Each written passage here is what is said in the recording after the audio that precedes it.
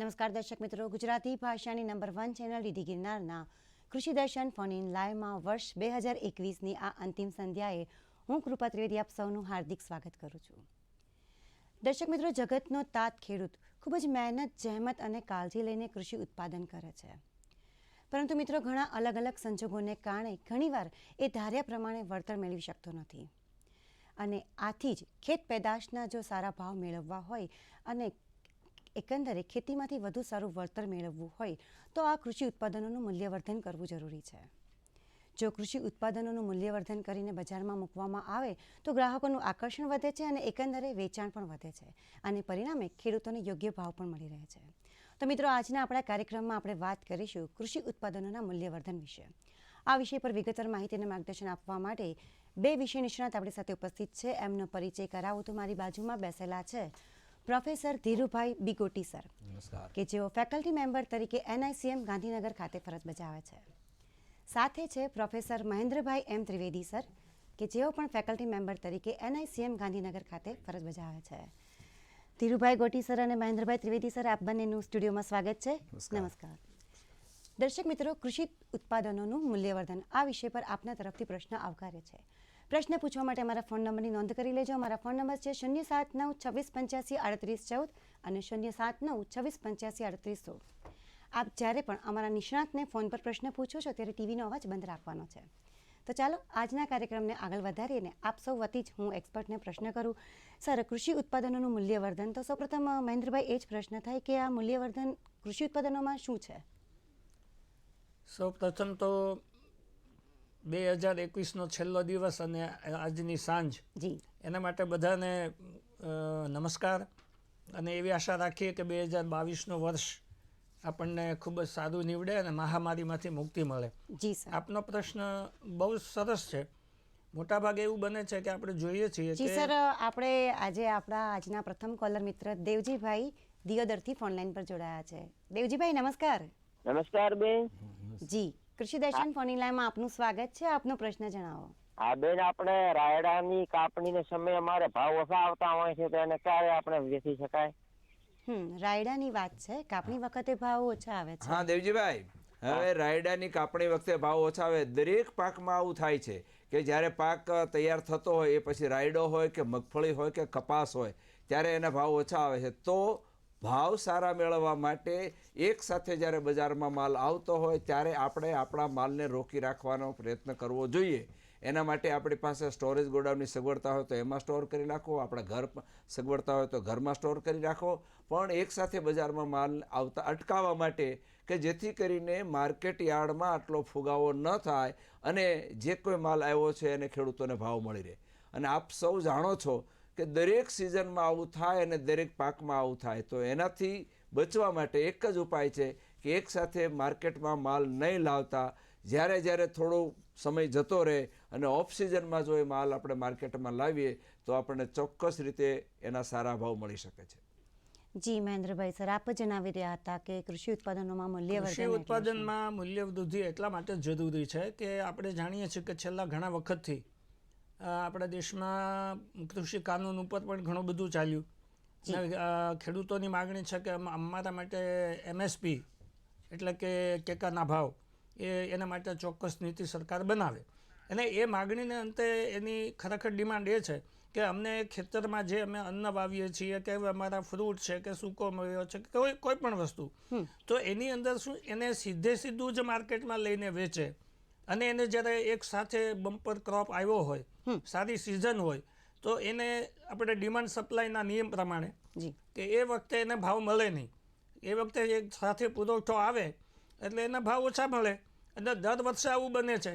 અને પછી બને છે શું, એવી ઘટના એવી બને છે કે જે લોકો પાસે સ્ટોરેજ કરવાની, સંગ્રહ રાખવાની એવી વ્યવસ્થાઓ છે, એવા જે ગ્રુપ કે એવા જે માણસો છે એનો સંગ્રહ કરી લે છે અને એ થોડો સમય જવા દે અને પછી એના એ જે કોમોડિટી જે વસ્તુઓ હોય એની અંદર મૂલ્યવર્ધન કઈ રીતે થાય, તો સામાન્ય રીતે એના આકારમાં, રંગરૂપ, એની અંદર એની પ્રોસેસ કરીને ગ્રેડિંગ, વર્ગીકરણ કરવું, ગ્રેડિંગ કરવું, ક્લાસિફિકેશન કરવું અને એમાં કંઈક વધારે ઉપયોગિતા ઉમેરવી કે જેને લોકો ચાહે છે જી અને એના માટે લોકો પૈસા આપવા તૈયાર છે. તૈયાર છે. માર્કેટમાં એની અંદર પૂરો ભાવ મળે છે. જી જી તો મતલબ એવો છે કે પેદા કરનારને જે ભાવ મળવા જોઈએ એ નથી મળતા.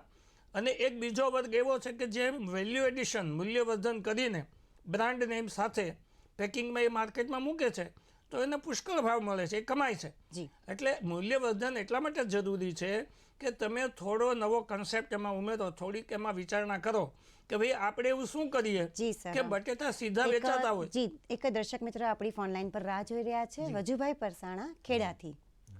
નમસ્કાર વજુભાઈ. હલો, સામાન્ય રીતે ખેડૂતોને માર્કેટમાં 5 રૂપિયા દૂધી મળે છે જથ્થાબંધમાં, ત્યારે સેમ ડે રેકડીવાળા કે છૂટકમાં 60 રૂપિયા કિલો ગ્રાહકને મળે છે.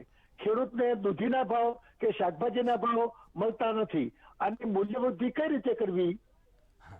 ઓકે, જી વજુભાઈ. બહુ સરસ વાત છે. અને લગભગ દરેક પ્રોડક્ટમાં ખેડૂતો આ સહન કરી રહ્યા છે. સાચી વાત છે. ખેડૂતનો વેચાણ ભાવ અને ગ્રાહકનો ખરીદ ભાવ બે વચ્ચે ખૂબ તફાવત હોય છે. તો આવા વખતે ખેડૂતોએ જ્યારે એકસાથે માર્કેટમાં માલ આવતો હોય ત્યારે, માનો કે ટમેટાની સિઝન છે અને ટમેટા એકસાથે બજારમાં આવે છે, તો ખેડૂતને મણના ભાવે વેચવાનો થાય છે અને એ જ મણના ભાવે કિલોના ભાવે ગ્રાહકને લેવાનું થાય છે. ત્યારે એ ટમેટા છે તો એનો સોસ બનાવી અને એને પ્રોસેસ કરીને આપણે વેચી શકાય છે. દૂધી છે તો દૂધીનો જ્યુસ બનાવી અને એને પણ માર્કેટમાં મૂકી શકાય છે. એવી જ રીતે દાખલા તરીકે લીંબુ છે તો લીંબુને પણ અત્યારે કોલ્ડ સ્ટોરેજમાં 55 દિવસ સુધી એઝ ઇટ ઇઝ પોઝિશનમાં રાખી શકાય છે.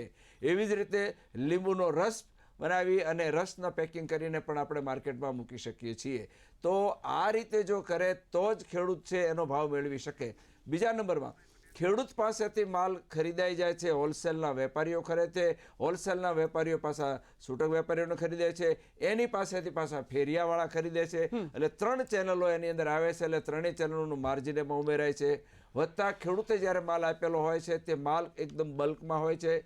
જ્યારે ખરીદનાર વેપારી અને રિટેલર જે છે એને શોર્ટિંગ કરીને લે છે અને એથી આગળ જ્યારે ગ્રાહક લેવા જાય છે ત્યારે એકદમ પસંદ કરીને લે છે. એટલે ટોટલ જે જથ્થો હોય છે એ ટોટલ જથ્થાના 20% માલ છે આ રીતે જતો રહેતો હોય છે અને એને હિસાબે 20% છે ભાવ વધારો ગ્રાહક વર્ગને વધારે ભોગવવો પડતો હોય છે. મૂળ આ વાત છે. પણ ગ્રાહક વર્ગને ભાવ ભોગવવો પડે છે એના કરતાં ખેડૂતને ભાવ મેળવવો હોય તો ખેડૂતે આ પ્રોસેસમાં જવું જ પડશે અને જઈને આ રીતે બજારમાં મૂકશે તો જ એનું સારું વળતર મેળવી શકશે. જી દર્શક મિત્રો, આપ જોઈ રહ્યા છો કૃષિ દર્શન ફોન ઇન લાઈવ અને આજે આપણે વાત કરી રહ્યા છીએ કૃષિ ઉત્પાદનોના મૂલ્યવર્ધન વિશે. આ વિષય પરની ચર્ચા યથાવત છે. સમય થયો છે વિરામનો. મળીએ નાનકડા વિરામ બાદ.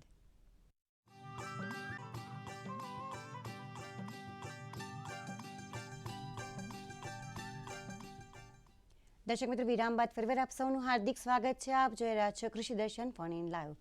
કૃષિ ઉત્પાદનોનું મૂલ્યવર્ધન આ વિષય પર પ્રોફેસર ધીરુભાઈ ગોટી સર અને પ્રોફેસર મહેન્દ્રભાઈ ત્રિવેદી સર ખરેખર આપણને ખૂબ જ અગત્યની વાત કરી રહ્યા છે. આપણી ચર્ચાને આગળ વધારીએ. મહેન્દ્રભાઈ સર, આપને એક પ્રશ્ન પૂછવાનો થાય છે. અત્યારે એક આપણી સાથે કોલર મિત્ર જોડાયા છે. પહેલા આપણે એમને સાંભળી લઈએ. હેલો. હા સાહેબ, મલબારી લીમડા મારો બગીચો વાવવા છે, એટલે એ જ મારે સબસિડી એની અંદર મળી જાય મને, અને વધતા જ્યારે મોટા ત્યારે હું વેપાર કરી શકું એનો? ચોક્કસ રીતે તમે એનો વેપાર કરી શકો છો. મલબારી લીમડા જે તમે વાપરો છો, પણ એમાં તમારો હેતુ શું છે એ હેતુ સ્પષ્ટ આપણે કરવાનો હોય છે. એક બીજું, સરકાર તરફથી જે સબસિડી મળવા પાત્ર થાય છે, સબસિડીના સરકારે એના ધોરણો નક્કી કરેલા હોય છે અને એ ધોરણોમાં જો આપણે આવતા હોય તો ચોક્કસ આપણે સબસિડી મળવા પાત્ર થાય છે. બીજા નંબરમાં એના મલબારી લીમડાના 2 પ્રકારના હેતુ એના થતા હોય છે. એક મલબારી માટે થતા હોય છે અને એક આયુર્વેદિક પેટર્ન માટે પણ થતા હોય છે. તો તમે કઈ સિસ્ટમથી એનો ઉછેર કરવા જઈ રહ્યા છો અને એ સિસ્ટમથી ઉછેર કરીને તમે એમાંથી શું મેળવવા માગો છો અને આમ જનતાને શું આપવા માગો છો એના ઉપર આ આધાર હોય છે અને એના ઉપર સબસિડીનો આધાર હોય છે. જી, અત્યારે લાલપુરથી ભીખુભાઈ આપણી સાથે ફોન લાઈન પર જોડાયા છે. હેલો. હેલો. હાજી નમસ્કાર. સર, મારે મેડમ એવો એક પ્રશ્ન છે જી કે મેં એક વખત પાક મૂલ્ય વૃદ્ધિ માટેની અરજી કરેલી હતી, તો ત્યાંથી ખેતીવાડી જિલ્લા મથકેથી એવું મને કહેવામાં આવ્યું પહેલા તમે બાંધકામનું સ્ટ્રક્ચર બનાવો, પછી મશીનરીની અરજી કરો. હવે અરજી પાસ ના થાય તો સ્ટ્રક્ચરમાં અમે શું કરીએ? બરાબર છે. હવે એમાં ભાઈ આપણે ખાસ તો પહેલા સ્પષ્ટ એ થવું જોઈએ કે કયા પાકનું આપણે મૂલ્યવર્ધન કરવા માંગીએ છીએ અને મૂલ્યવર્ધન કરવા માટે શું કરવા આપણે માંગીએ છીએ. તો એ પ્રમાણે, કારણ કે સબસિડીના જે ધોરણો હોય છે એમાં એ પ્રમાણે હોય. માનો કે તમે એક મગફળી છે તો એ મગફળીનું દૂધ બનાવવા માંગો છો, સોયાબીનનું દૂધ બનાવવા માંગો છો, કે તલ છે તલને પોલિશ કરી અને વ્હાઇટ કરી અને એને માર્કેટમાં મૂકવા માંગો છો, કે મિની ઓઇલ મિલ બનાવી અને તેલ કાઢીને તેલ માર્કેટમાં મૂકવા માંગો છો, કે તમારી પાસે ફ્રૂટ છે કોઈ તો ફ્રૂટનો જ્યુસ બનાવી અને માર્કેટમાં મૂકો. શું કરવા માંગો છો? કારણ કે એટલા માટે તમને કીધું હોય કે તમારું પર્ટિક્યુલર તમારી ખાસ પ્રકારની કઈ પ્રોડક્ટ છે અને એ પ્રોડક્ટમાંથી તમે શું એનું મૂલ્યવર્ધન કરીને કઈ રૂપાંતરણ કરીને કઈ રીતે તમે એમાં આગળ વધવા માંગો છો. આ હોય તો જ ખબર પડી શકે કે આ કામ માટે આ મશીનરી જોઈએ છે, આ કામ માટે આ મશીનરી જોઈએ છે, આ કામ માટે આ મશીનરી જોઈએ છે, અને ગોડાઉન કે એના માટે કેવડું ગોડાઉન જોઈએ છે, કયું કામ કરવાનું છે, એના આધારે આ હોય છે. ને એટલા માટે તમે સ્પેસિફિક અરજી કરેલી હોય કે આ વસ્તુ હું કરવા માંગુ છું, આટલી કેપેસિટીનું હું કરવા માંગુ છું, આટલું મારી પાસે ઉત્પાદન છે અને એ ઉત્પાદનનું હું આટલું પર ડે એનું પ્રોસેસિંગ કરવા માંગુ છું. આ સ્પષ્ટતા કરેલી હોય તો એના આધારે મશીનરીની ખબર પડે અને એના આધારે ગોડાઉનની ખબર પડે. એટલા માટે આપણે વાત કરી હોય. જી અત્યારે મેડમ આમાં હું થોડી સાહેબની વાતમાં સૂર પુરાવું. ચોક્કસ. બહુ સરસ વાત કરી છે ગોટી સાહેબે, બહુ વ્યાજબી છે. મૂલ્યવર્ધનનો આખો વિષય એવો છે કે વ્યક્તિગત રીતે ફાર્મર્સ, ખેડૂતો કંઈ બી કરવા જશે, એ રૂપાંતરણ હોય, સ્ટોરેજ હોય, પ્રોસેસિંગ હોય, કોઈ પણ પ્રક્રિયા કરશે તો એના માટે એની પાસે ભંડોળ નહીં હોય, માણસો નહીં હોય, મશીનરી નહીં હોય, ઇન્ફ્રાસ્ટ્રક્ચર નહીં હોય, ઘણી બધી એમાં મજબૂરી હોય છે. એટલે એના માટે એક વસ્તુ એ છે, ગવર્મેન્ટ જે કરે છે FPO, FPQ, FPC, farmers producers organisation અને કંપની, તો એ એટલા માટે એક શરૂ કરવામાં આવ્યું છે કે સામૂહિક રીતે જો બધા મળીને કરે તો જે તે વિસ્તારના તાલુકાની જે મેઇન પ્રોડક્ટ છે ને જેમાં મૂલ્યવર્ધન કરવાથી ભાવ સારા મળે એવું છે, તો એને માટેની અંદર ખાસ એ વ્યવસ્થા થઈ શકે. અને ગોટી સાહેબે કીધું એ પ્રમાણે કે તમારે પહેલા ચોક્કસ કયા હેતુ માટે, કયા પાક માટે શું કરવા માંગીએ છીએ સ્પષ્ટપણે જણાવવું પડે તો જ એની અંદર રસ્તો મળે. જી જી. અત્યારે ધીરજભાઈ રબારી ડેર પાટણથી આપણી સાથે ફોન લાઈન પર જોડાયા છે. નમસ્કાર કૃપાબેન. જી ધીરજભાઈ નમસ્કાર.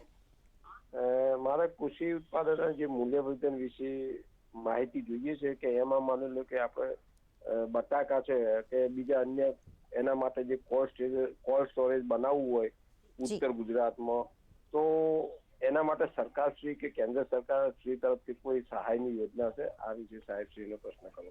હાજી સાહેબ, બટાકાની અંદર આપણે મૂલ્યવર્ધન બે રીતે કરી શકીએ છીએ. એક કરી શકીએ છીએ પ્રોસેસ કરીને, બટાકાની કાતરી બનાવીએ છીએ, બટાકાની વેફર બનાવીએ છીએ, બટાકાની ચિપ્સ બનાવીએ છીએ. પ્રોસેસ કરીને આપણે એનું મૂલ્યવર્ધન કરી અને માર્કેટમાં મૂકી શકીએ છીએ. તો એ પ્રોસેસ કરવા માટે પણ સરકારશ્રી તરફથી સબસિડી છે. બીજું છે સ્ટોરેજ, કોલ્ડ સ્ટોરેજ. બટાકાનો કોલ્ડ સ્ટોરેજ આપણે બનાવીએ અને 4-6 મહિના આપણે કોલ્ડ સ્ટોરેજમાં માલ રાખીએ અને 4-6 મહિના પછી એ માર્કેટમાં મૂકીએ તો એઝ ઇટ ઇઝ બટાકા આપણને સારો ભાવ આપી શકે છે. તો કોલ્ડ સ્ટોરેજ બનાવવા માટે પણ આપણને સબસિડી મળવા પાત્ર છે.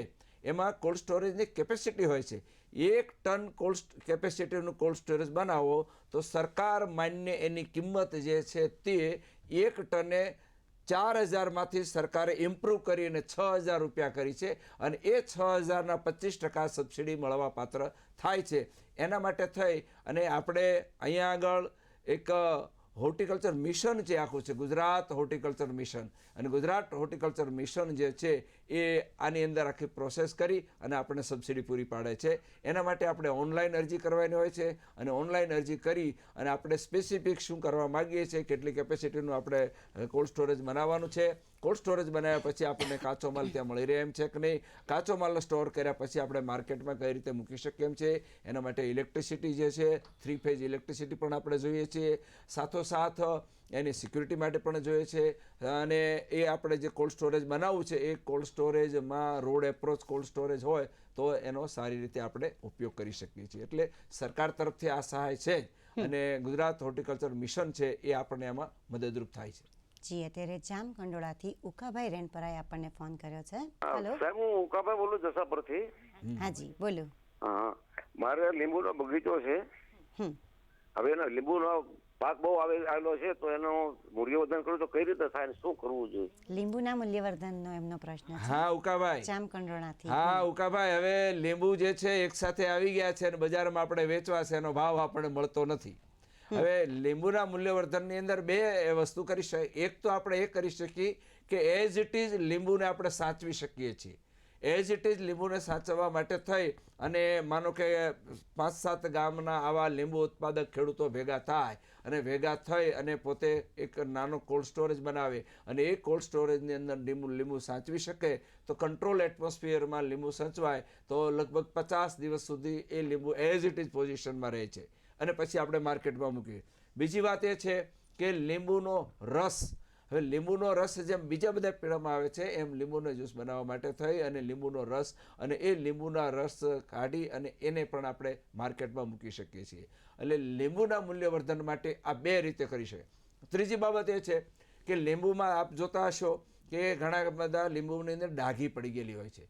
તો જ્યારે શોર્ટિંગ આપણે કરીએ છીએ તો ચોક્કસ રીતે શોર્ટિંગ કરીને ડાઘી પડી ગયેલા, ખરાબ થઈ ગયેલા, બગડી ગયેલા લીંબુ અલગ કરી દઈએ. ત્યાર પછીનો જે જથ્થો વધ્યો છે એ લીંબુનો આપણે એની સાઇઝ પ્રમાણે ગ્રેડિંગ કરી નાખીએ.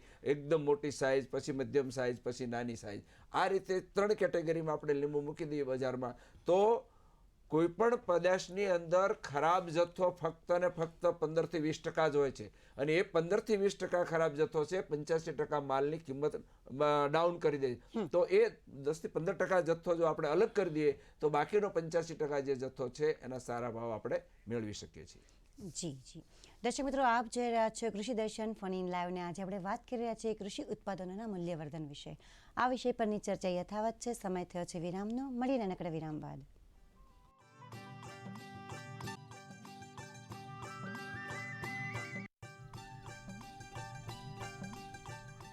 દર્શક મિત્રો, વિરામ બાદ ફરીવાર આપ સૌનું હાર્દિક સ્વાગત છે. આપ જોઈ રહ્યા છો કૃષિ દર્શન ફોન ઇન લાઈવ. કૃષિ ઉત્પાદનોના મૂલ્યવર્ધન વિષય પર બે વિષય નિષ્ણાત ખરેખર આપણને ખૂબ જ અગત્યની વાત કરી રહ્યા છે, માર્ગદર્શન આપી રહ્યા છે. આપણી ચર્ચાને આગળ વધારીએ એ પહેલા રાણપુરથી બાબુભાઈ ખાચરે આપણને ફોન કર્યો છે. આપણે એમને સાંભળીએ. હેલો. કરું છું. હાજી નમસ્કાર. આ મકાઈની વાત કરી તમને. આ મકાઈ જે ઉત્પાદન કરવાનું અને એનો ગાયો માટે ખાણ બનાવવાનું. બરાબર. હા બાબુભાઈ. હા બાબાઈ, મકાઈ જે છે એ મકાઈના આપણે બે ઉપયોગ થાય છે. એક તો મકાઈમાંથી સ્ટાર્ચ બનાવવા માટે પણ એનો આપણે ઉપયોગ કરીએ છીએ અને માર્કેટમાં વેચીએ છીએ. પણ એ જ મકાઈ જો આપણે આપણા પશુઓ માટે જો ખાણદાણ બનાવવું હોય તો ખાણદાણ બનાવવામાં પણ મકાઈ થાય. મકાઈની સાથે ઘઉં, બાજરો, જુવાર આ બધાને ભરડી એનું ભડકું કહેવામાં આવે. એનું ભડકું બનાવી અને એની અંદર મોલાસીસ ગોળની રસી ઉમેરી અને આપણા પશુઓને ખાણદાણ તરીકે એનો ઉપયોગ કરી શકાય છે. તો મકાઈ જે છે એ પશુઓ માટે ખાણદાણ માટે ખૂબ જ ઉત્તમ છે અને એ રીતે કરવાથી તમે જે ખાણદાણ વેચાતું લાવો છો એના કરતાં પણ આ ખાણદાણ તમને સસ્તું પડે છે. એટલે ઓટોમેટિકલી તમે મકાઈ બજારમાં વેચવા જાઓ, ફરી પાછી બજારમાંથી મકાઈ લાવો અને એ મકાઈ લાવીને તમે બનાવો તો તમને મોંઘું પડે. તમારી જ મકાઈ જે છે એ તમારી મકાઈને તમે પ્રોસેસ કરીને ખાણદાણમાં ઉપયોગ કરી શકો છો અને એનો સારું વળતર મેળવી શકો છો. બરાબર. એટલે એક સાથે બે પ્રકારના ફાયદા એમાં લઈ શકાય છે. પ્રોફેસર મહેન્દ્રભાઈ, આપને પ્રશ્ન પૂછવાનો કે મૂલ્યવર્ધન માટે કૃષિકારોમાં કેવું વલણ જોવા મળે છે? મોટાભાગે મેડમ તમારો સવાલ બહુ સરસ છે અને એકદમ બધાને લાગુ પડે એવો સવાલ છે. મોટાભાગે શું બને છે કે આ આખો વિષય છે ને વ્યક્તિગત રીતે ચાલે છે. હાજી. કોઈ એની સંયુક્ત મૂવમેન્ટ ક્યાંય છે નહીં. ગવર્મેન્ટે શરૂ કર્યું છે એ એકચ્યુઅલી તો માનનીય મોદી સાહેબના એજન્ડામાં કૃષિકારોની આવક બમણી કરવી અને એના અમલીકરણના ભાગરૂપે આપણે આ જોઈએ છીએ. મૂલ્યવર્ધન જે છે એ ખરેખર થતું હોય છે. ઘણી જગ્યાએ થાય છે, ઘણી જગ્યાએ નથી થઈ શકતું. સામાન્ય રીતે એનો મહત્ત્વ એ રીતે છે, વલણની વાત કરીએ તો ખેડૂતોના ડિમાન્ડમાં મગજમાં એવું હોય છે કે મારી પેદાશ જેવી તૈયાર થાય એટલે હું માર્કેટિંગ યાર્ડમાં એને પહોંચાડી દઉં અને જ્યારે સમય થાય ને વેચી નાખું, મને ભાવ મળે તો મારું જે છે જે કંઈક મેં લોન લીધી છે કે મારા જે કંઈ છે એમાંથી હું કરી શકું. એટલે સ્ટોરેજ કેપેસિટીનો અભાવ. અગાઉ નાબાર્ડે ઘણા બધા સ્કીમ પ્રમાણે અમારા ખ્યાલ પ્રમાણે આખા ગુજરાતમાં કોઓપરેટિવ સેક્ટરની અંદર ઘણા બધા ગોડાઉન બન્યા જેને ભંડારણ વ્યવસ્થા કહી શકીએ. અને એની પાછળનું મેઇન લોજિક એવું હતું કે અન્નનો બગાડ થાય નહીં, એગ્રીકલ્ચર ઉત્પાદનો છે એ સચવાય જી અને રાખી મૂકવાથી જ્યારે એક સાથે માર્કેટમાં આવે અને ભાવ ઘટી જાય, એની જગ્યાએ થોડા સમય પછી એને વેચવામાં આવે જ્યારે ઓફ સિઝન હોય અથવા શોર્ટેજ થાય તો વ્યાજબી ભાવ એના મળી શકે અને એ રીતે સંતુલન થઈ શકે. હવે શું છે કે દરેક ખેડૂત પાસે સ્ટોરેજની કેપેસિટી ના હોય, દરેક વ્યક્તિ વેચ્યા વગર એનું પોતાનું ચલાવી શકે એવી કેપેસિટી પણ ના હોય. એટલે બને એવું કે એનો વ્યવસાય એ છે, એની રોજગારી ધંધો જે ગણો તે ખેતી છે, સાચી તો એને તાત્કાલિક એની પ્રોડક્ટ વેચવી પડે છે. એવા સંજોગોમાં મૂલ્યવર્ધનનો વિચાર આવતા બહુ વાર લાગે છે અને આવે તો એ વ્યક્તિગત રીતે એનું વલણ એવું હોય છે કે અમલ કઈ રીતે કરવો, આમાં શું મળશે, ગવર્મેન્ટ મદદ કરશે કે નહીં કરે, અમારે કોને પૂછવાનું, ફંડ ક્યાંથી મળશે, સબસિડી મળશે કે નહીં, આવા ઘણા બધા સવાલો એમના મગજમાં હોય છે. જી સર, સાહેબે જણાવ્યું કે ખેડૂતોના મનમાં આવા ઘણા બધા સવાલો હોય છે કે મૂલ્યવર્ધન કેવી રીતે કરવું, શું કરી શકાય. તો મારો પણ આ જ પ્રશ્ન છે કે ખેડૂતો મૂલ્યવર્ધન જાતે કરી શકે, એમની પાસે સાધનો બહુ ઓછા હોય છે, તો શું થઈ શકે? મૂલ્યવર્ધન કરવા માટે જો નાનો ખેડૂત છે, નાની નાની ખેત પેદાશ છે, તો એ જાતે મૂલ્યવર્ધન કરી શકે છે. દાખલા તરીકે એને નાની ઘાણી બનાવવાની છે, પોતાની મગફળી છે, પોતાના તલ છે, પોતાનો રાયડો છે, તો એ પીલી અને જી ગોટી સર, આ વિશે આપણે આગળ ચર્ચા કરીશું. અત્યારે એક દર્શક મિત્ર ગીર સોમનાથથી ભગવાનભાઈ મોરી આપણી સાથે ફોન લાઈન પર જોડાયા છે. અમારે ઉનાળા મરચુની ખેતી થાય છે, મરચાની, લીલા મરચાની. હાજી હા, તો એના મૂલ્યવર્ધન માટે કઈ થઈ શકે? મરચાની ખેતી થાય છે ને? હા મશીભાઈ, વાત સાચી છે. તમે મરચાની ખેતી કરો છો તો તમે લીલા મરચા વેચવા માટે ખેતી કરો છો કે મરચાને લાલ કરીને મરચું બનાવવા માટે ખેતી કરો છો? ભગવાનભાઈ, આપ સાંભળી રહ્યા છો? તમે મરચાની ખેતી બે રીતે થાય છે. એક ખેતી એવી થાય છે કે લીલા મરચા શાકભાજીમાં વેચવા માટે આપણે કરીએ છીએ, અને બીજી ખેતી એવી થાય છે કે એ મરચાને આપણે પકવી લાલ કરી અને એની ચટણી બનાવવા માટે પણ આપણે મરચાનો ઉપયોગ કરીએ છીએ. તો મરચાને આપણે કઈ રીતે આપણા મરચા, અને બીજું મરચાની વેરાયટી પણ હોય છે. શાકભાજીના મરચા અલગ હોય છે, પકવવાના મરચા અલગ હોય છે, કેપ્સિકમ મરચા અલગ હોય છે, ચાટના મરચા અલગ હોય છે. તો આપણે જે મરચાં વાવીએ છીએ તે મરચાં આપણે કયા હેતુ માટે વાવીએ છીએ, એક. અને બીજું, જે હેતુ માટે આપણે મરચાં વાવ્યા છે એ હેતુમાં મરચાંનું માનો એક સાથે પાક તમારે આવી ગયેલો છે, તો મરચાં એક શાકભાજીની વસ્તુ છે અને એને આપણે લાંબો સમય સાચવી શકતા નથી. એટલે આપણે ઓફ માર્કેટ, યાની કે આપણે જ્યાં પકવીએ છીએ ત્યાંથી નજીકના મોટા શહેર સુધી આપણે પહોંચાડવા પડે. અને મોટા શહેર સુધી પહોંચાડતા પહેલાં જેમ દરેક ખેત પેદાશમાં મેં આપને અગાઉ કીધું એમ મરચાની અંદર પણ એક ઈળ આવે છે અને ડાઘ પડી જાય છે. તો આવા ડાઘ પડેલા મરચાં અલગ કરી દેવાના, ચીમળાઈ ગયેલા મરચાં અલગ કરી દેવાના, ડાઘી પડેલા મરચાં અલગ કરી દેવાના. એવા મરચાંનું શોર્ટિંગ કરીને બાકીના જે મરચાં વધ્યા છે એ મરચાંને, આ મરચાંનું પણ માર્કેટ છે, જે તમે અલગ કરેલા છે એનું પણ માર્કેટ છે, અને સારી ક્વોલિટીના મરચાં છે એનું પણ માર્કેટ છે.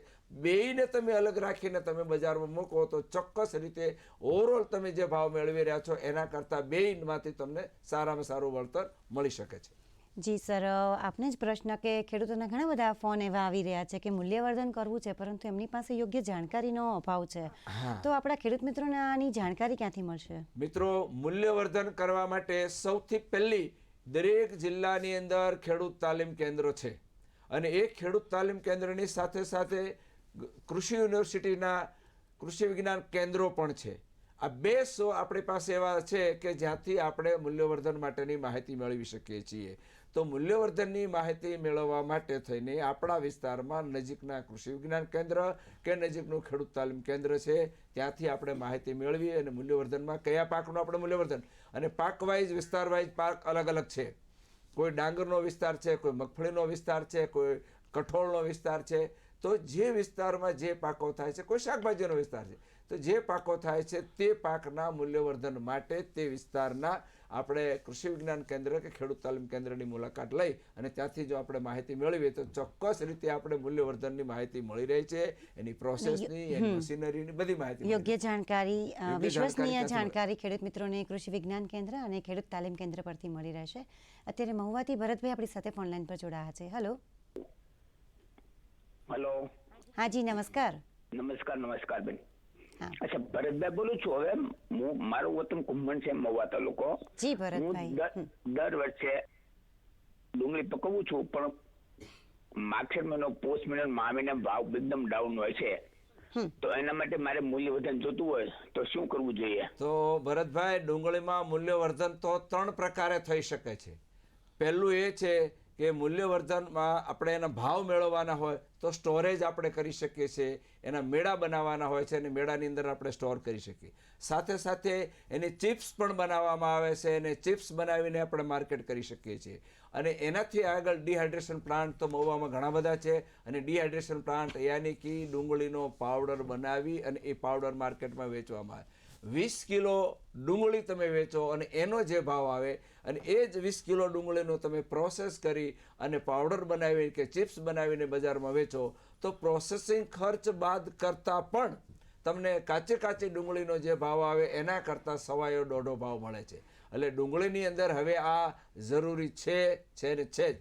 સાથે સાથે ડુંગળીની જે પ્રોડક્શન સાયકલ, જેને ઉત્પાદનની જે પ્રક્રિયા છે ને, એ ઉત્પાદનની પ્રક્રિયા ખેડૂત મિત્રો હવે થોડીક આપણે બદલાવવાની જરૂર છે. કારણ કે એક સાથે બધા જ વાવેતર થાય છે અને એક સાથે બજારમાં માલ આવે છે. ડુંગળી આમ તો ગણો તો ચોમાસામાં પણ થાય છે, શિયાળામાં પણ થાય છે, ઉનાળામાં પણ થાય છે.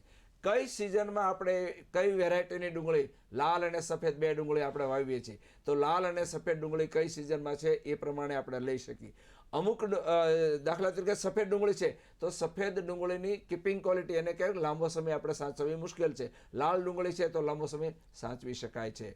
એટલે આ રીતે આપણે ડુંગળીને મૂલ્યવર્ધન કરવા માટે આ 3, એક તો સ્ટોરેજ કરી શકીએ છીએ, બીજું એને પ્રોસેસ કરી શકીએ છીએ, પાવડર બનાવીને માર્કેટમાં વેચી પણ શકાય છે. દર્શક મિત્રો, આપ જોઈ રહ્યા છો કૃષિ દર્શન ફોન ઇન લાઈવ.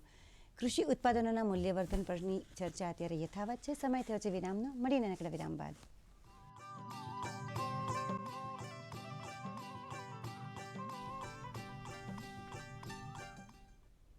દર્શક મિત્રો, વિરામ બાદ ફરીવાર આપ સૌનું હાર્દિક સ્વાગત છે. આપ જોઈ રહ્યા છો કૃષિ દર્શન ફોન ઇન લાઈવ. કૃષિ ઉત્પાદનોનું મૂલ્યવર્ધન, આ વિષય પર પ્રોફેસર ધીરુભાઈ ગોટી સર અને પ્રોફેસર મહેન્દ્રભાઈ ત્રિવેદી સર ખરેખર આપણને ખૂબ જ અગત્યની વાત કરી રહ્યા છે. આપણી ચર્ચાને આગળ વધારીને અત્યારે અમરેલીથી ડાયાભાઈ કાવરીએ આપણને ફોન કર્યો છે, તેમને સાંભળીએ. હેલો. વિસ્તારની અંદર ઘઉંનું પ્રોડક્શન ઘણું થાય છે. જી.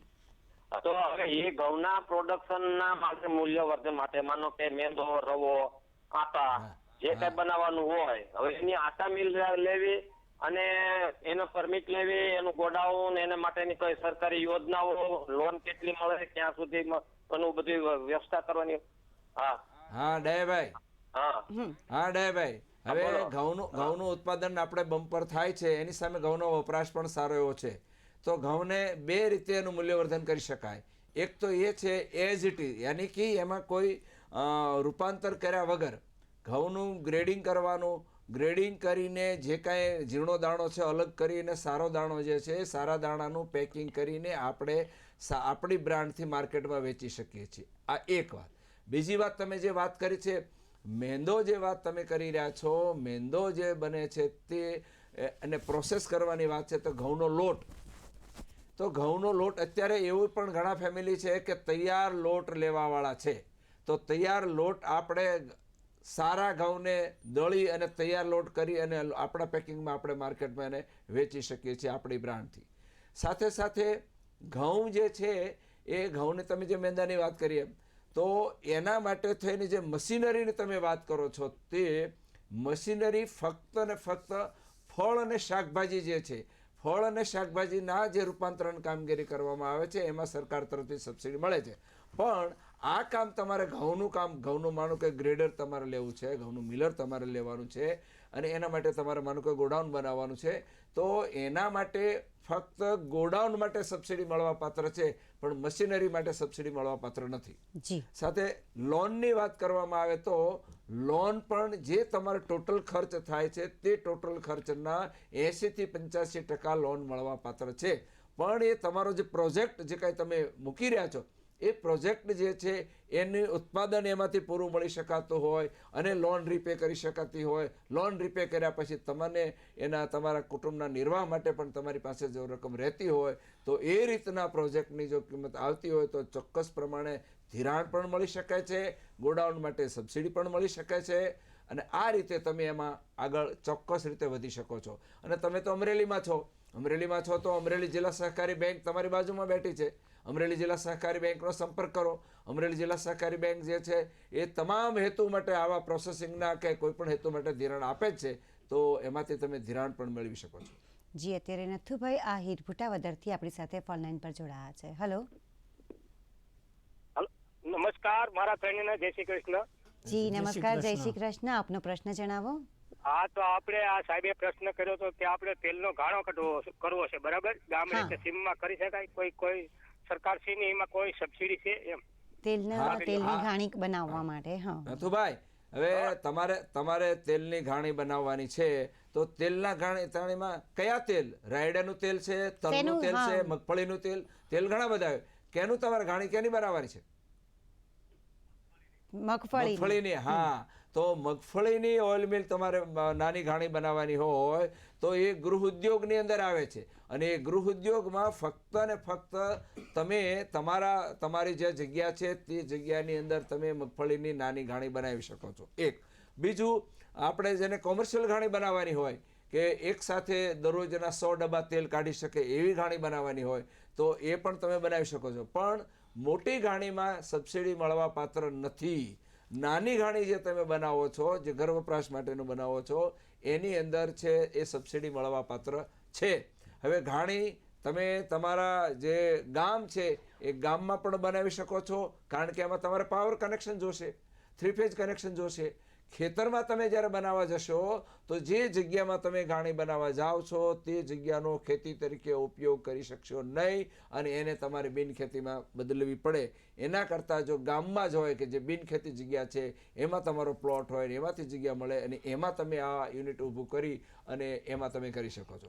આ જ ઘાણી બનાવવા માટે તમારે બેંકો ધિરાણ પણ આપે છે. તમારી નજીકની કોઈ પણ જિલ્લા સહકારી બેંક હોય તો ત્યાં પણ ધિરાણ મળશે, બીજી કોમર્શિયલ બેંકો હોય તો એ પણ ધિરાણ આપે છે. એટલે ધિરાણ પણ મળે છે, નાની ઘાણી માટે સબસિડી પણ મળે છે અને મોટા યુનિટ માટે સબસિડી મળવા પાત્ર નથી, ધિરાણ મળવા પાત્ર છે. જી બરાબર છે. પ્રોફેસર મહેન્દ્રભાઈ, હા આપ કઈ કહી રહ્યા છો? હા, સાહેબે જે વાત કરી બરાબર છે. એનું કારણ એ છે કે કેટલા પાયા ઉપર આપણે કરવા માંગીએ છીએ, કેપેસિટી કેટલી હોય એ આપણી વ્યક્તિગત ગામને અને તાલુકાને જ પહોંચી શકે એટલી જ રિક્વાયરમેન્ટ એમાં કરવાની છે કે પછી મોટા પાયા ઉપર કરવાનું છે. કારણ કે આની અંદર શું બને છે, ટેકનિકલ મુદ્દાઓ ઘણા છે. ગોટી સાહેબે કીધું એમ કે આપણે વ્યક્તિગત રીતે ખેડૂત કંઈ બી કરવા જાય તો એને ઘણી બધી મર્યાદાઓ છે. એટલે એને કારણે શું બને છે, પ્રશ્ન આખો એવો છે કે જે વસ્તુનો માર્કેટમાં પૂરા ભાવ મળી શકે એમ છે, માત્ર 10% એમાં ઉમેરણ, થોડુંક ગ્રેડિંગ, થોડુંક પ્રોસેસિંગ, થોડુંક એમાં ક્લાસિફિકેશન. મારો એવો જ પ્રશ્ન હતો કે આપણા ખેડૂતોને આ મૂલ્ય વૃદ્ધિ કરવી હોય, વેલ્યુ એડિશન કરવું હોય તો કયા કયા પ્રકારના વિઘ્નોનો સામનો કરવો પડતો હોય છે? ખાસ કરીને એને જે હર્ડલ ક્યાં છે કે આપણે જે સવાલ આવે છે અહીંયા ફોનમાં કે ભાઈ મારી પાસે રાયડો છે, મારી પાસે ઘઉં છે, મારે એના ભાવ લેવા છે, એમાં વેલ્યુ એડિશન કેવી રીતે કરવું? તો વેલ્યુ એડિશન કરવા માટે તમારી પાસે પોતાનું પ્લાનિંગ હોવું જોઈએ. સૌથી પહેલી વાત મહત્વની એ છે, ખેત પેદાશોમાં ખાદ્યાન્ન હોય, ફ્રૂટ હોય, બીજા ઔષધીય પાકો હોય, ઘણું બધું હોય. જેવા વિસ્તાર એ પ્રમાણે ત્યાં હોય. આપણે એની અંદર વિચારવું પડે કે જે પેરિશેબલ આઇટમ છે, જે વધારે ટકાવી શકાય એમ નથી, જેનો સંગ્રહ નથી થઈ શકતો અથવા ઓછા સમય માટે રાખી શકીએ છીએ એવી આઇટમ કેટલી, તો એની અંદર બહુ મૂલ્યવર્ધનની શક્યતા ઓછી છે. પણ જે લાંબા સમયગાળા સુધી જેનો વપરાશ કરી શકાય અને એને થોડુંક અલગ કરવાથી, આપણે કહીએ ને થોડું ઉમેરણ કરવાથી વધારે મૂલ્ય વૃદ્ધિ ચોક્કસ મેળવી શકાય. અને આ કન્સેપ્ટ દરેક ખેડૂતોએ આજે નહીં તો કાલે સમજવો પડશે. અને આપણી ખેતીને જો વાયેબલ એને બનાવી રાખવી હોય, ટેકનો ઇકો વાયેબિલિટી જો જાળવવી હોય તો આપણે રસ્તાને એ માર્ગને પસંદ કરવો, એ માર્ગે આગળ વધવું જ પડશે. દર્શક મિત્રો, આપ જોઈ રહ્યા છો કૃષિ દર્શન ફોન ઇન લાઈવ. અત્યારે સમય થયો છે વિરામનો. મળીએ નાનકડા વિરામ બાદ.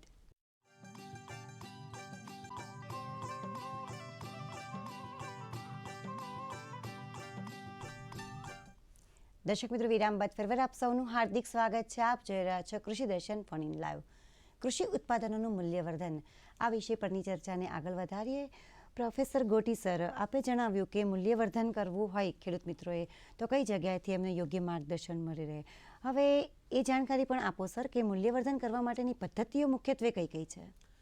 ખેડૂત મિત્રો, મૂલ્યવર્ધન કરવા માટેમાં બે પ્રકાર. એક તો એ છે કે જે કંઈ આપણે પેદાશ ખેત ઉત્પાદન આવ્યું છે એ ઉત્પાદનને એઝ ઇટ ઇઝ રાખવાનું, એમાં કોઈ ફેરફાર નહીં કરવાનો અને મૂલ્યવર્ધન કરવાનું.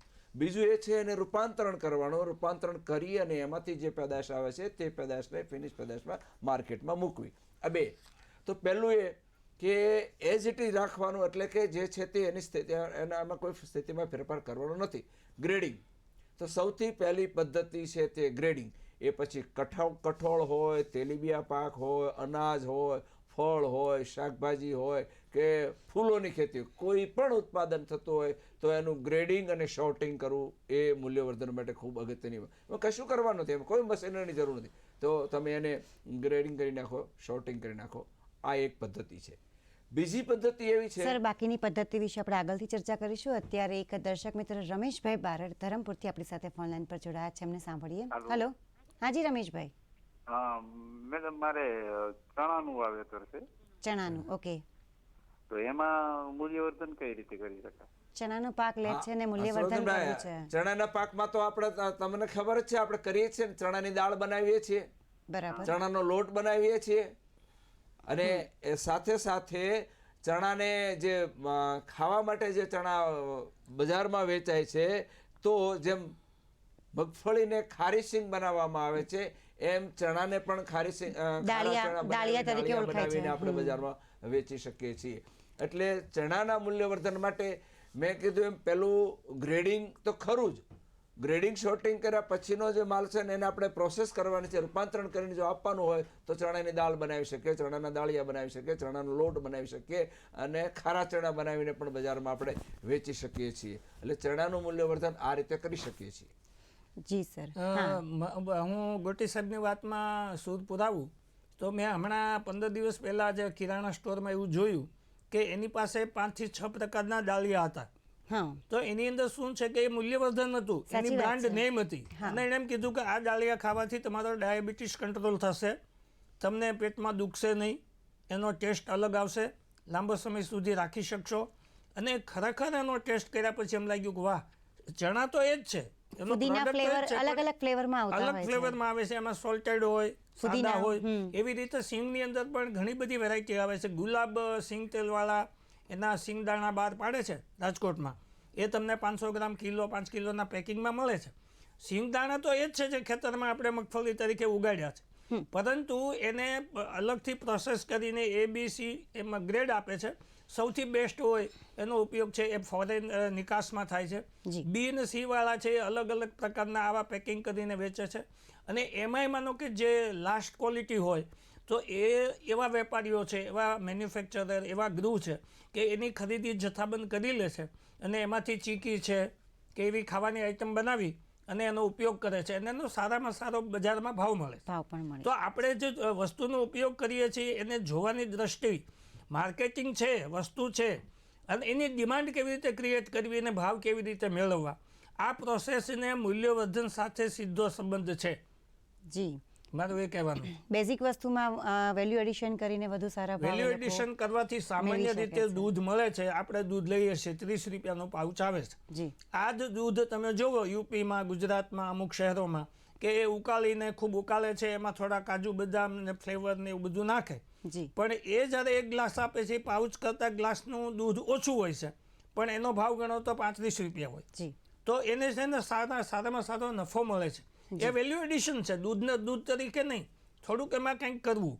જો મોટી બીજી આઈટમ હોય લાંબા ગાળા સુધી સાચવી શકાય એવી, તો એની અંદર સાહેબે કીધું એમ મેન્યુફેક્ચરિંગ પાર્ટ આવતો હોય, થોડુંક એમાં પ્રોસેસિંગ થતું હોય, કંઈક એડ થતું હોય, તો એને કારણે એ લાંબો સમય સુધી ચાલે છે. બીજું એની બ્રાન્ડ નેમ હોય છે, એનું માર્કેટિંગ એવું હોય કે મોટાભાગે તમે જુઓ કે આજે સિટી એરિયામાં લોકો અનાજ 12 મહિનાનું હવે રાખતા નથી. મોટાભાગના ફેમિલી છે ફ્લોર મિલ તૈયાર આટા માર્કેટિંગ થાય છે, જાહેરાતો આવે છે, અને લોકો જેમ જરૂર પડે એમ એનો પેકિંગ લઈ આવે, 5 કિલોનું 10 કિલોનું જેવો પરિવાર. તો આખી માર્કેટિંગ સિસ્ટમ એવી બની ગઈ છે, અત્યારની આપણી જીવનશૈલી એવી બની ગઈ છે કે આપણે મૂલ્યવર્ધનને કન્ઝ્યુમર જે છે, ઉપયોગ કરનાર અને પેદાશ કરનાર, આ બંને લોકોએ વિચારવું પડશે. અને આ થશે ને તો જે મિડલ વર્ગ એક ક્લાસ એવો છે કે જે કશું જ નથી કરતો, માત્ર જથ્થાબંધ ખરીદી કરી લે છે પૈસાના કારણે, એની પાસે ફંડ છે, એની પાસે કેપેસિટી છે, તો શું બને છે કે એ કશું કર્યા વિના એ રાખી મૂકે છે, થોડુંક વેલ્યુ એડિશન કરે છે, એની પાસે એના પોતાના મશીનરીના જે કંઈ સોર્સ હોય, તો એને કારણે શું બને છે, પેદા કરનારને ભાવ નથી મળતા, જે વાપરનાર વર્ગ છે એને ભાવ સસ્તું મળતું નથી, અને જે વચ્ચેની જે આખી બાબત છે એ લોકો ખાઈ જાય છે અને એનો લાભ એ મેળવે છે. જી જી, બરાબર છે. સર, આપ જણાવી રહ્યા હતા કે વેલ્યુ એડિશન માટેની અલગ અલગ પદ્ધતિની વાત કરીએ તો મેં પહેલી પદ્ધતિ વાત એ કરી કે શોર્ટિંગ અને ગ્રેડિંગ. શોર્ટિંગ અને ગ્રેડિંગ કરીને આપણે માલ બજારમાં મૂકીએ છીએ એક. બીજું જે છે એને રૂપાંતરણ. તો રૂપાંતરણ પાક વાઇઝ અલગ અલગ રૂપાંતરણ હોય છે. દાખલા તરીકે આપ સાંભળ્યું હશે કે મગફળીનું દૂધ, સોયાબીનનું દૂધ, સોયાબીનનું દૂધ અને મગફળીનું દૂધ પણ એને બનાવીને એ જે દૂધ આપણે કરીએ છીએ એ જ દૂધ પ્રમાણે એનો ઉપયોગ કરી શકાય છે, તો એ બની શકે છે. તલ છે તો તલની ઉપરની પાતળી ફોતરી કાઢી અને સફેદ તલ જે એ સફેદ તલનું માર્કેટ ખૂબ સારું છે. સાથે સાથે મગફળી છે તો મગફળીનું પણ ઉપરનું ફોતરું કાઢીને સફેદ દાણો જે છે એ સફેદ દાણાને આપણે માર્કેટમાં મૂકી શકીએ છીએ. તો આ થઈ વાત રૂપાંતરણની. રૂપાંતરણ પછીની ત્રીજી પ્રક્રિયા છે એને પકવવાની, ખાસ કરીને ફળની અંદર કામ. એમાં એક કેરી, પછી કેળા, ચીકુ, આ બધા ફળને પકવવા માટે થઈને એની એક રાઇપનિંગ ચેમ્બર કહેવામાં આવે છે, કેળા પકવવાની ચેમ્બર. જી, કેળા હોય એ પછી કેરી હોય કે બીજા ફ્રૂટ હોય એને પકવવાની ચેમ્બર. તો આમ ટ્રેડિશનલ પદ્ધતિ ચીલા ચાલુ પદ્ધતિથી જે કેળા કે કેરી પકવીએ છીએ એની અંદર ડાઘ પડી જાય છે, એની અંદર સડો બેસી જાય છે, એની ક્વોલિટી બરાબર જળવાતી નથી. પણ આ જ ફળને આપણે જો રાઇપનિંગ ચેમ્બરમાં પકવીએ તો એની પલ્પ વેલ્યુ વધી જાય છે, માર્કેટ વેલ્યુ વધી જાય છે, અને માર્કેટમાં એની પર્ટિક્યુલર ડિમાન્ડ એની આવે છે. કેળાની વાત કરું તો કેળામાં આપણે ચીલા ચાલુ પદ્ધતિથી પકવીએ છીએ તો કેળાની છાલ ઉપર ડાઘ પડી જાય છે, અને એ છાલ ઉપર ડાઘ પડી જાય એટલે લાંબો સમય આપણે કેળાને સાચવી શકતા નથી. પણ એ જ કેળા જો રાઇપનિંગ ચેમ્બરમાં આપણે પકવેલા હોય તો આખું કેળું જે છે એની છાલ પીળી, એમાં એક પણ ડાઘ પડતો નથી, કેળાની પલ્પ વેલ્યુ વધી જાય છે અને માર્કેટમાં એની કિંમત વધારે આવે છે. તો આ જે કાંઈ આપણે પકવીએ છીએ એનો ખર્ચ જે થાય છે એ ખર્ચ બાદ કરો છતાં પણ આપણને બજારમાં ચીલા ચાલુ પદ્ધતિથી પકવેલા કેળા કરતાં સારો ભાવ મળે છે અને સારો એમાં ખેડૂતોને વળતર મળે. કેરીની વાત કરું તો કેરીમાં પણ આવું જ થાય છે. કેરી આપણે ચીલા ચાલુ કેરી પકવીએ એટલે એની અંદર ચાંદી પડી જાય છે, એની અંદર સડો બેસી જાય છે, એની અંદર ઈયળો આવી જાય છે, અને લગભગ 15 થી 20% કેરી આપણે આ રીતે વેસ્ટેજ જાય છે. પરંતુ સારી ક્વોલિટીની કેરીને જો આ રાઇપનિંગ ચેમ્બરમાં રાખીને જો પકવવામાં આવે તો કેરી એક સરખી પાકે છે, એક સાથે પાકે છે, કેરીમાં ક્યાંય સડો પડતો નથી, અને કેરીનામાંથી જે રસ નીકળે છે રસની કિંમત વધી જાય છે, રસની વેલ્યુ વધી જાય છે. બરાબર છે. સર, હવે આ મૂલ્યવર્ધન વિશેની ઘણી બધી વાતો થઈ રહી છે, આપણા દર્શક મિત્રોના ઘણા બધા ફોન આવી રહ્યા છે, અને એમાં દરેક ખેડૂતને એવો સૂર હોય છે કે એના માટે કોઈ સહાય જોઈતી હોય, તો એ સહાય કઈ જગ્યાએથી, સરકાર તરફથી કોઈ સહાય મળતી હોય છે ખરી? જી સર. ખેડૂતોને આ મૂલ્યવર્ધન કરવા માટે જે કાંઈ એને પ્રોસેસિંગ યુનિટ એને એમ કહેવામાં આવે છે, એ પછી ડુંગળીનું પ્રોસેસિંગ હોય, મગફળીનું પ્રોસેસિંગ હોય, સોયાબીનનું પ્રોસેસિંગ હોય, દૂધનું પ્રોસેસિંગ હોય કે ફળનું પ્રોસેસિંગ હોય, તો આના માટે જે કાંઈ મશીનરીની જરૂર પડે છે તે મશીનરી માટે થઈને ગુજરાત એગ્રો ઇન્ડસ્ટ્રીઝ કોર્પોરેશન મારફત આપણે સરકારશ્રી એની નોડલ એજન્સી છે, અને સરકારશ્રી એની અંદર જુદી જુદી પ્રોડક્ટ માટે જુદા જુદા સબસિડીના ધોરણો હોય છે. જુદી જુદી કેડરના જે અરજદારો છે એના માટે સબસિડીના ધોરણો હોય છે, અને સબસિડી મળવાપાત્ર છે. સરકાર પણ આવા મૂલ્યવર્ધન માટેનું પ્રોત્સાહન આપી રહી છે, એને મૂલ્યવર્ધન કરનાર ખેડૂતને પણ પ્રોત્સાહિત આપે છે. એમાં ખાસ કરીને કોઈ સહકારી સંસ્થા છે, સાથે મળીને 200 ખેડૂતો છે, 500 ખેડૂતો છે, અને એની કોઈ ખેત પેદાશ છે, અને એનું જો એને મૂલ્યવર્ધન કરવું હોય તો એમાં માટે સ્ટોરેજની ફેસિલિટી માટે, એના પેકિંગની ફેસિલિટી માટે, માર્કેટિંગની ફેસિલિટી માટે સરકાર સબસિડી આપે છે. આવું નવું એક ખેડૂત ઉત્પાદક સંગઠન છે, અને ખેડૂત ઉત્પાદક સંગઠન છે એ સાથે મળી અને બધા ખેડૂતો, માનો કેરી પકવતા ખેડૂતો ભેગા થાય છે, પપૈયા પકવતા ખેડૂતો ભેગા થાય છે, સીતાફળ પકવતા ખેડૂતો ભેગા થાય છે, કે મગફળી પકવતા ખેડૂતો ભેગા થાય છે. તો એ લોકોને એમાં જે રૂપાંતરણ કરવા માટે થઈને જે મશીનરી જોઈએ, જે જગ્યા જોઈએ, જે ટેકનિકલ અવેરનેસ જોઈએ અને માર્કેટિંગ માટે જોઈએ છે, એ તમામ માટે થઈને એમાં સબસિડીનું પ્રાવધાન છે જ, પણ એના ધોરણો અલગ અલગ હોય છે. જી બરાબર છે. ગોટી સાહેબે જે વાત કરી, દર્શક મિત્રો આજે કહી દઉં કે આજના તમામ વર્તમાન પત્રમાં, છાપામાં એક સરસ ગુજરાત ગવર્મેન્ટની જાહેરાત છે અને એની અંદર જે મુદ્દા લખ્યા છે એ પૈકીની સાહેબે વાત કરી. એની ગવર્મેન્ટનો એમાં એવી નેમ એવી છે કે બીજ સે બજાર તક, બીજ સે બાજાર તક. એટલે ઉત્પાદન થાય ત્યાંથી માર્કેટમાં પહોંચાડવા માટે FPO, FPC એ જે આખી સ્કીમ છે અને એનો અમલ અત્યારે ગુજરાતમાં કરવામાં આવી રહ્યો છે. તો એનો મતલબ એ છે કે સામૂહિક રીતે તમે કોઈ વસ્તુ વેચવા જાઓ તો તમને ધાર્યા ભાવ મળે. નંબર 2 કે તમે સામૂહિક રીતે મૂલ્યવર્ધન કરીને પછી તમે આપો તો પણ તમને સારા એવા એમ કે માર્જિન મળે, તમે નફો કમાઈ શકો. અથવા તો કમસે કમ ખેતી હવે વાયેબલ રહી નથી, ખેતી કરવી પોસાતી નથી. ટૂંકમાં ખેત પેદાશોનું મૂલ્યવર્ધન કરીને જ ખેડૂતો છે વધુ ભાવ મેળવી શકે. શકશે. 100%. આપ બંને નિષ્ણાત શ્રી અહીં પધારી અને અમારા દર્શક મિત્રોને આ વિષય પર ખરેખર ખૂબ જ અગત્યની વાત કરીએ માટે આપ બંનેનો ખૂબ જ આભાર. નમસ્કાર. નમસ્કાર. દર્શક મિત્રો, કૃષિ ઉત્પાદનોનું મૂલ્યવર્ધન કેવી રીતે કરી શકાય, શું થઈ શકે, તમામ માહિતી આજે આપણે મેળવી. અમને આશા છે તમામ માહિતી આપને ખૂબ જ ઉપયોગી થઈ રહેશે. અત્યારે સમય થશે રજા લેવાનો, પરંતુ એ પહેલાં આપને આગામી શુક્રવારના કૃષિ દર્શન ફોન ઇન લાઈવનો વિષય જણાવી દઈએ. આગામી શુક્રવાર તારીખ 7મી જાન્યુઆરી 2022 સાંજે 5 વાગે આપ જે વિષય પર પ્રશ્ન પૂછી શકશો એ વિષય છે શાકભાજી પાકોમાં બીજ ઉત્પાદન. દર્શક મિત્રો, તારીખ વિષય અને સમય પર એક વખત નોંધી લેજો. તારીખ 7મી જાન્યુઆરી 2022, વિષય છે શાકભાજી પાકોમાં બીજ ઉત્પાદન. તો દર્શક મિત્રો, આવતીકાલથી પ્રારંભ થતું 2022નું વર્ષ આપ સૌ માટે વધુ સારું સ્વાસ્થ્ય, વધુ સમૃદ્ધિ અને વધુ સફળતા લાવનારું બની રહે તેવી શુભેચ્છાઓ સાથે રજા લઈએ. નમસ્કાર.